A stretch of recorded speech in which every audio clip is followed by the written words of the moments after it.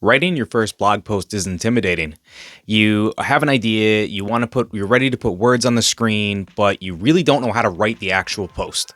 After all, it's much different than the way you wrote when you were in high school or college, and if you add on a layer of SEO or keyword research, it gets super confusing.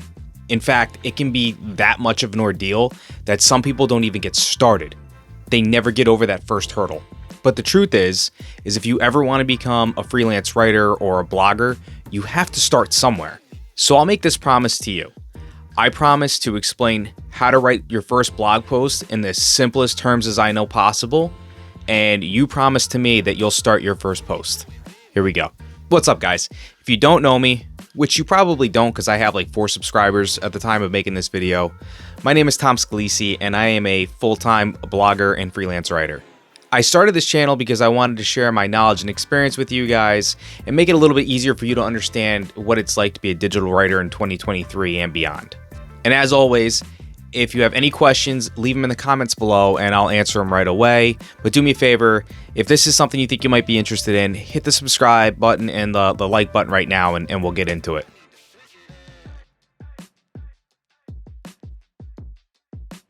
All right, first things first, you need a topic.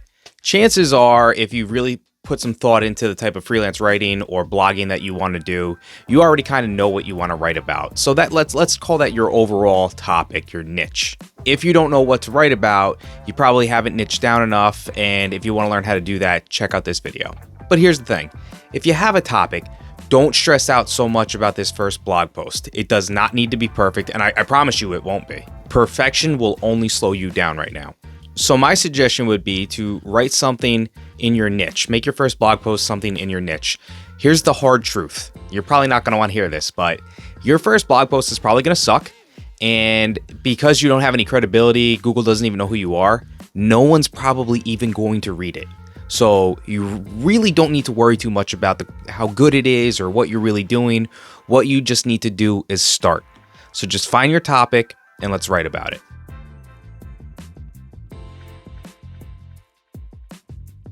All right, so then we get on the topic of keyword research. You're probably not going to like to hear this either, but the truth of the matter is when you start, volume and quality are much more important than keyword research and keyword tools. We've already covered that the quality of your first blog post probably isn't going to be all that good, so let's not worry about that, and let's just start making some blog posts. What I would suggest to you is that you write out 20 blog posts and get them posted before you even think about keyword research. I know that seems kind of crazy because everybody's preaching SEO tools and keyword research, and you'll get there, but you got to write your first 20 or so posts to even know what you're doing with writing.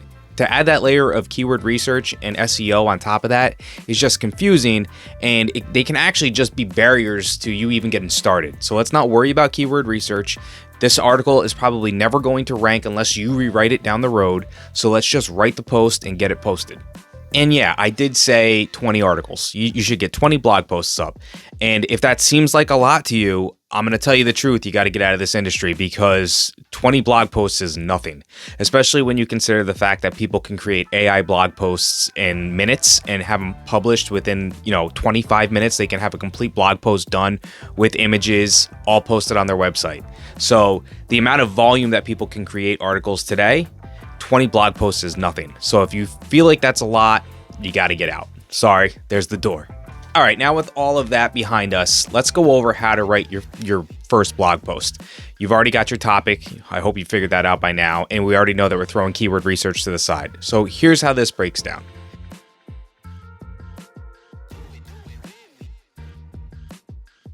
Your first paragraph in your article, you're going to have your title, but after that, your first paragraph in your article is your introduction. You want to make this introduction really catching. It's got to kick ass. So the first sentence, I like to make it short and punchy.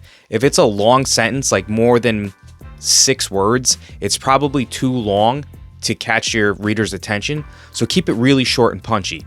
But then for the rest of your intro, it's probably going to be like 2 to 3 paragraphs, maybe a total of 100 to 150 words. And what you want to do is introduce like the main topic of whatever you're writing about, but also introduce the challenge that you're going to solve with your article, because every single blog post should solve a challenge, whether it explains how to do something or which product you should buy. It should solve a problem. So here's what your introduction should have. It should have a short, snappy hook, which is like your first sentence. It could be your first 2 sentences if the flow is really good. It should explain what the topic is briefly. You don't want to go too in depth with it because you want your reader to keep reading.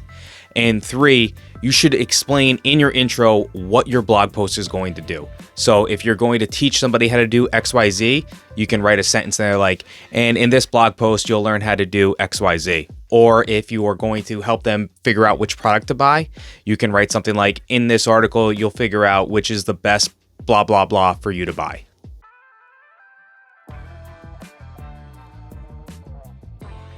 So really quickly, before we go any further, I want to break down the 2 main sections that we use in a blog post. They're called headings and subheadings.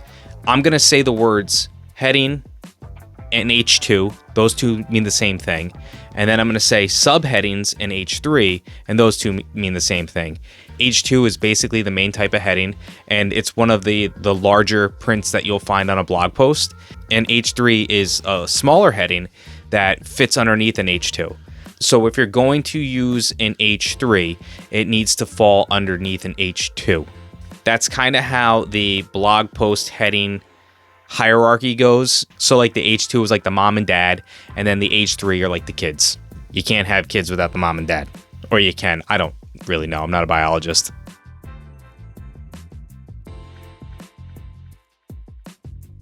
All right, so after our introduction, we're going to get to our first heading. And traditionally, this is going to be an H2. So if you're on Google Docs and you look up to where the heading settings are, you'll see H2. So H2 is like your main heading type.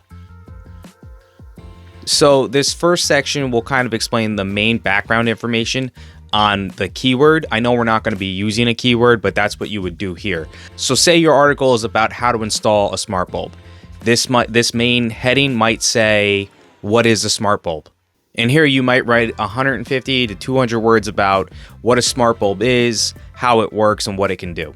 Or if you're writing like a best of, because it's like an affiliate post, so let's say best headphones, you'll write something in there like what to know when buying headphones. And then you'll probably write like a quick 50-word quip that gets you right to your next sections, which are going to be subsections on each of the individual pieces of information you need to know about those headphones.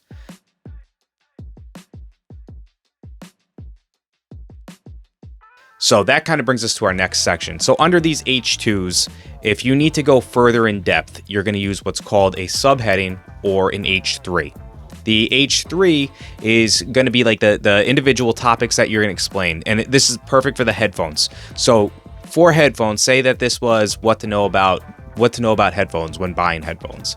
Your H3 could be like corded versus wireless. It could be buds versus over the ear. It could be power source. So all of these could be H3s. And under each of these H3s, you'll write maybe 50 to 100 words explaining that little feature or whatever that need to know information is. So you have your H2, which explains the overall what to know. And then you'll have your H3, which really drills down on the individual features or little bits of data you need to know. And this works for just about any type of article. Essentially, these subheadings are you digging deeper on the main overall keyword. Again, we're not using a keyword right now, so let's just consider it our topic. But when you do get into keyword research, these H3s and the H3 headings and the sections are perfect for keyword density. You can use a lot of the important keywords in H3s, and it's very natural because you're able to see what the important keywords are and then even write H3s about them. That's an advanced topic we'll go over in another video, but just know that when you start to get to your H3s, this is like keyword heaven.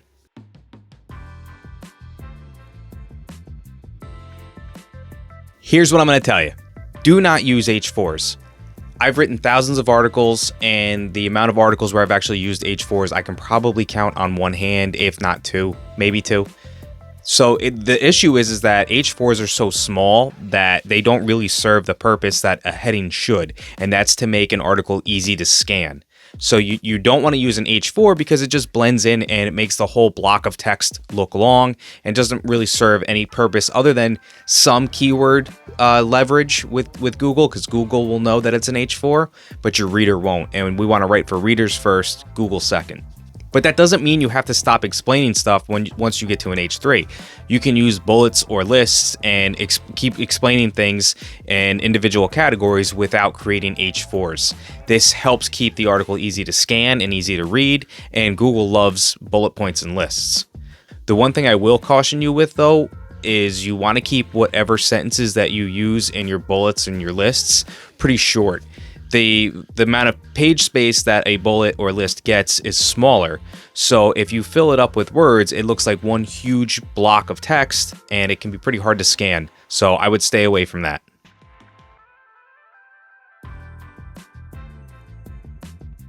So after you're done with your first heading and all the subheadings that explain the topic, you're ready to go into the meat and potatoes of your article. Now you have to know that there's only really two types of articles, and that's informational or sales articles. So these sections will either be like your product review sections where you review the individual products, or your how-to steps that explain how to solve whatever problem your article is going to solve. So these sections start as an H2 and they'll break down into H3s. So for a product review, you'll put something like, we'll use headphones again, and we'll say these are the best headphones of 2023 as an H2, and then each individual headphone that you're going to review, like, a Bose or a Sennheiser or whatever other headphone you're going to use, you break those down into H3s. Each of those H3s will be like 100 to 150 words, and then you include some pros and cons. I like to do those in bullet points, and then you move on to your next H3. You can do this, repeat it several times until you've covered, 5, 6, 10 different products, and then you can kind of move on. If it's a how-to, your H2 will be your actual issue that you're solving. So let's say it's how to install a smart bulb. So your H2 is how to install a smart bulb, and then the H3s after that will be, turn off the power. Then the next H3 would be screw in the bulb. The next H3 could be download the app, and those would be the way you break down the how-to steps.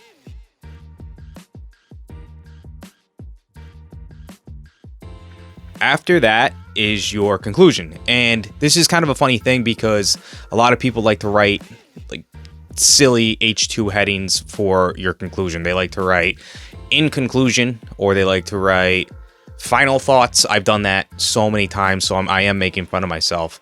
But what you really should do is your conclusion should be its own H2, and you should make that H2 heading something like snappy and fun that just kind of reiterates really quickly what you wrote in your article. So if this article was the best headphones, you could make that H2 like something along the lines of, those are the best headphones of 2023. But also what your conclusion contains is also important. You want to go ahead and kind of reiterate the points that you made in your article. So you kind of sum it up really quickly. You don't have to go too in depth here. Just want to kind of reiterate what you said.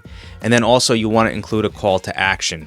So that call to action could be something along the lines of like sign up for the newsletter or leave a comment below. Or in this case, in a YouTube video, it would be hit the like button and subscribe. But you want to include a call to action in that last paragraph. That's the last thing that your reader's going to read if they've made it that far. And you want to give them something that they can do to help improve either your ranking on Google, your newsletters, email list that you've got. But that's your reward at the end. So make sure you ask them for it. If you don't ask them for it, they're not going to give you anything.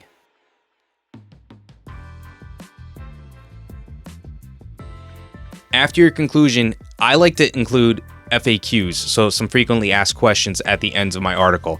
I find them from Google. I will search whatever my keyword is and then find the people also asked section, and I'll pull my questions directly from there, and it seems to have great success. And in fact, if you do this when you start writing your article, you'll know what answers your article really needs to answer to solve a lot of what Google is looking for.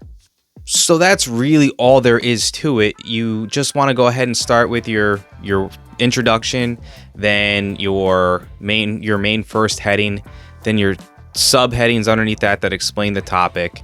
Then you move on to the main meat and potatoes of the article, which would be your next H2, and you break it down either the steps into H3s or the different products into H3s. There are some exceptions, like a single product review might contain mostly H2s, but this is kind of like the simple template to follow that will cover most of the articles that you're going to write. So guys, if you got any value out of this video, do me a favor, hit the like button, hit the subscribe button, say hello in the comments, ask me a question, whatever you think. I'll make more videos like this, especially if you guys have some questions that need to be answered in depth. I'd be happy to make those videos as soon as I get the chance. All right? Thanks, guys.